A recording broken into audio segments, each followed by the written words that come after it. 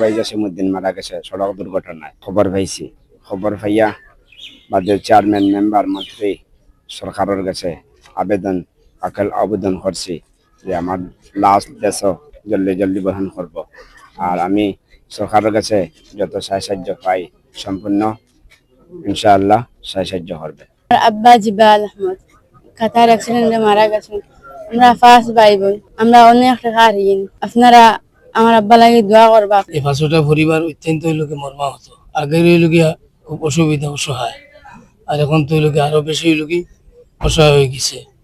গড় দুইয়া পরিবারের লোকে তার ঘর বানাইছেন সম্পূর্ণ লোকে ঋণের উপর। আমার ভাই মোহাম্মদ মুশতাক আহমেদ 21 তারিখ কাতার দুর্ঘটনায় ইন্তেকাল করেন। আমার ভাই খুব আশা ছিল ঘর বানানি, কিন্তু উনি পারেননি টাকার অসুবিধা থাকায়। মুস্তাক আহমদ এবং জুবায়ের আহমদ, তো ওনাদের কাছকে আমরা লাশ নেওয়াতে পাইছি। তো আমরা তো এয়ারপোর্টে এসে সবসময় তো আমরা জীবিত নেওয়ার জন্য প্রস্তুত ছিলাম, কিন্তু আজকে যে নেই লাশ নিব এটা আমরা পাবিনি। আমাদের প্রবাসে যারা থাকেন অথবা জীবন এবং জীবিকার তাগিদে যারা কষ্ট করে সেখানে অর্থ উপার্জন করেন, যাদেরকে আমরা রেমিটেন্স যোদ্ধা বলি, তাদের প্রেরিত সেই কষ্টের অর্থ দিয়ে আমাদের অর্থনীতির চাকা ঘুরে, অথবা তাদের সেই প্রেরিত অর্থ দিয়ে তাদের পরিবারের সদস্যদের মুখে হাসি ফুটে, তাদের সেই অর্থের বিনিময়ে আমাদের সমাজ আলোকিত হয়, আমাদের দেশ আলোকিত হয়। সেই রেমিটেন্স যোদ্ধা যারা আছেন প্রবাসে, তাদের যে কোনো ধরনের ক্ষয়ক্ষতি, দুর্ঘটনাজনিত মৃত্যু আমাদেরকে কষ্ট দেবে।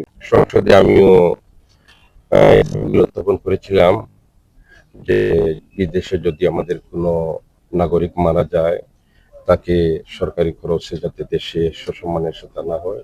সাথে সাথে আমাদের মন্ত্রী মহোদয় যিনি আছেন উনিও এই ব্যাপারে খুব করছেন।